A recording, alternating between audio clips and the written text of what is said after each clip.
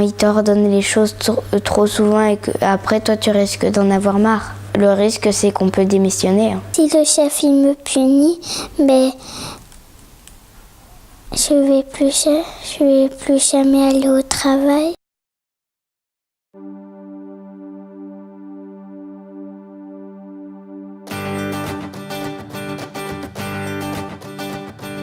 Aujourd'hui, les attentes des collaborateurs en entreprise ont changé. Les nouvelles générations sont davantage informées et plus diplômées que les générations précédentes. Elles sont plus exigeantes et veulent participer aux décisions qui concernent leur environnement professionnel. Donner du sens à son travail est devenu un leitmotiv général. À l'heure où l'économie capitaliste a encore de beaux jours devant elle, faut-il encore choisir entre homme ou profit ?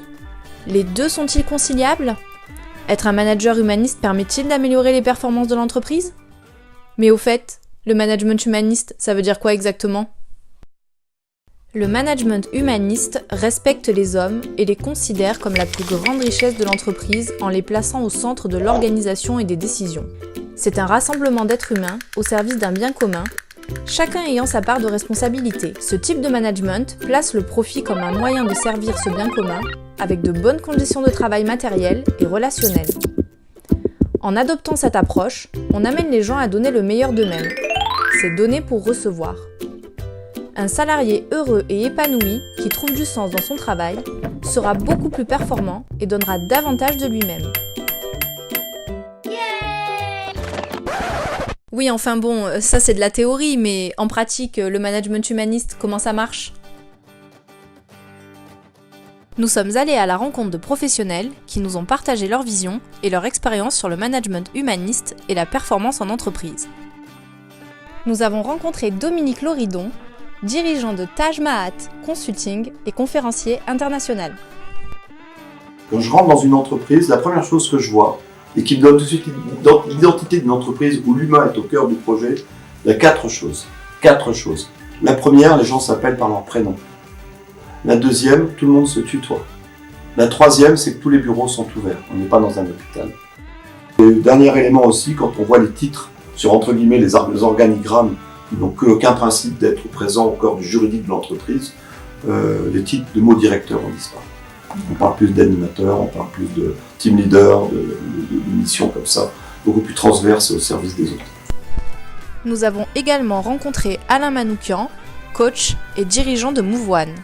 Donc faire confiance à des collaborateurs en tant que tel, c'est déjà une première prise. Créer les conditions, laisser l'espace de parole, mettre en place de l'intelligence collective au travers effectivement d'une équipe.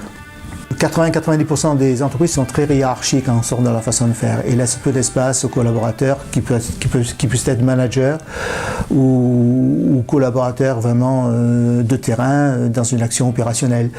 Donc ça reste relativement aujourd'hui directif avec peu de marge de manœuvre et peu d'espace qui est libéré pour lui. Enfin, nous sommes allés à la rencontre d'Olivier Leberquier, président de Scopti. Ils ont évolué dans ce qu'ils appellent eux le management à un moment donné pour essayer de tirer encore plus de profit des salariés.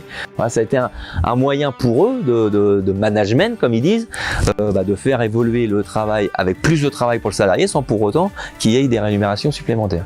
Une entreprise idéale, c'est une entreprise où à la fois je me sens bien, je me fais plaisir et à la fois, c'est souvent tout n'est pas idéal, il y a des contraintes et c'est faire en sorte d'être le plus efficient et efficace dans son travail, dans son activité, par l'implication. Ce qui bloque le plus, ce sont les managers, parce qu'ils ont peur de perdre leur pouvoir. Les professionnels nous ont donné les éléments clés permettant de mettre en pratique le management humaniste au sein des entreprises. Pour ma part, je ne parle plus de management, je parle de commandement. Parce qu'en l'occurrence, l'entreprise est un cadre martial. Dans ce commandement de l'entreprise, il faut construire une esthétique de la décision. Une esthétique qui ne peut passer que par une culture donc du management humaniste. La question, c'est comment le manager, dans son humanité, décidant d'intégrer l'homme dans la décision, c'est comment lui va animer l'autre homme dans la prise de décision. Alors pour moi, un manager responsable, c'est un management qui associe à la fois la bienveillance et à la fois l'efficience. C'est ça, être capable effectivement de comprendre qu'il faut changer de paradigme parce que sinon l'entreprise demain n'existe plus.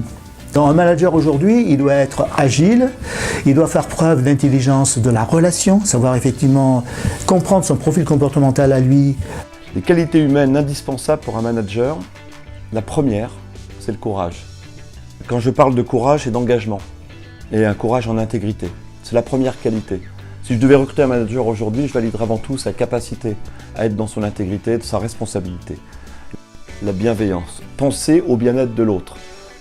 Le rôle du manager, c'est pas seulement de diriger une personne d'un point A à un point B, mais aussi d'accompagner cet humain dans son propre réalisation personnelle. Quand je parlais de commandement humaniste, c'est la capacité de mettre de l'âme dans une organisation qui restera descendante, sachant que c'est le client le patron, et qu'il faut offrir au client le meilleur service. Donc pour offrir le meilleur service, il faut que les collaborateurs soient le mieux servis. L'histoire de Scopti nous a permis de retrouver les éléments qui caractérisent le management humaniste. Après une lutte de 1336 jours opposant une centaine de salariés à leur employeur pour protester contre la délocalisation de leur usine en Pologne, ils ont pu conserver leur savoir-faire sur le territoire national. Nous, on n'emploie pas le terme management ici. Nous, on parle plutôt d'organisation du travail. On peut employer des termes français à nous. Ou par exemple, quand eux parlent de charges patronales, nous, on parle de cotisation sociale, salariale et patronale, puisque c'est des cotisations, c'est pas des charges. Une charge, c'est un poids. C'est un organigramme en cercle, c'est un rond. L'extérieur du cercle, c'est les coopérateurs, c'est ce qui encercle tout. Donc, c'est l'Assemblée générale des coopérateurs. Et après, à l'intérieur, il y a les services. Et au milieu des services, il y a le conseil d'administration et le comité de pilotage qui est au cœur du cercle. Donc vraiment pour casser cette histoire de fonctionnement en pyramide. Et nous, on est un collectif de travail qui œuvrons dans un collectif et pas dans l'individualisme. Donc nous, tout ce qu'on veut dégager comme profit dans cette entreprise, c'est pour que ça profite à l'entreprise et puis qu'on puisse la faire s'élargir et que les gens viennent ici et qu'ils puissent trouver aussi la place. Le fait qu'ils sont vraiment sur cette implication directe avec le projet de l'entreprise, bah forcément ils donnent plus. Parce que si les gens sont bien, ils vont participer, ils vont avoir des idées et ils vont créer et la performance va arriver naturellement d'une certaine façon. Il existe plusieurs types de performance dans une entreprise. Elle peut être financière, économique, sociale, organisationnelle ou encore sociétale. Même si nous avons plutôt tendance à associer la performance au chiffre d'affaires et aux bénéfices, ces deux derniers ne sont pas forcément les objectifs principaux de l'organisation. La performance exprime le degré d'accomplissement des objectifs poursuivis dans une entreprise. Une entreprise performante doit être à la fois efficace et efficiente. Elle est efficace lorsqu'elle atteint les objectifs qu'elle s'est fixés et efficiente quand elle minimise les moyens mis en œuvre pour atteindre ces derniers. C'est les collaborateurs eux-mêmes qui vont être à l'origine de cette performance, à travers leurs comportements, tels que l'altruisme, la courtoisie, la sportivité, le civisme et la conscience professionnelle. Leur implication et leur engagement seront déterminants. Cependant, c'est un échange gagnant-gagnant. Les collaborateurs rendront à l'entreprise ce qu'elle leur donnera en retour. Ainsi, la performance devient stable sur du long terme. L'argent n'est qu'un moyen de permettre d'améliorer le monde. Donc on voit à quel point c'est intéressant de créer de la richesse dans une organisation nouvelle, mais cette richesse que je crée va être au service de l'autre, et pas seulement de l'actionnaire. Une entreprise est faite pour faire des résultats. Il ne faut pas l'oublier. Des fois, j'entends l'entreprise du bonheur ou essayer de créer le bonheur dans l'entreprise. Ça me fait un peu bondir parce qu'on ne va pas chercher le bonheur dans l'entreprise. C'est le bien-être, effectivement, pour faire en sorte que les gens se sentent bien dans leur métier, mais à des fins opérationnelles pour faire en sorte que l'entreprise avance. Le profit, pour moi, c'est un moyen. C'est un moyen qui permet effectivement à l'entreprise de poursuivre son activité. Et je pense qu'on aurait tout intérêt à mettre le capital humain à l'intérieur de la valorisation effectivement d'une entreprise. La finalité, c'est faire en sorte que son entreprise soit pérenne, aussi bien pour lui, chef d'entreprise, que pour ses collaborateurs et coéquipiers. À travers nos rencontres, nous avons compris que le management humaniste ne pouvait pas s'appliquer à toutes les entreprises. Tout va dépendre de la vision et de la dynamique insufflée par les leaders qui ne font pas forcément partie du top management.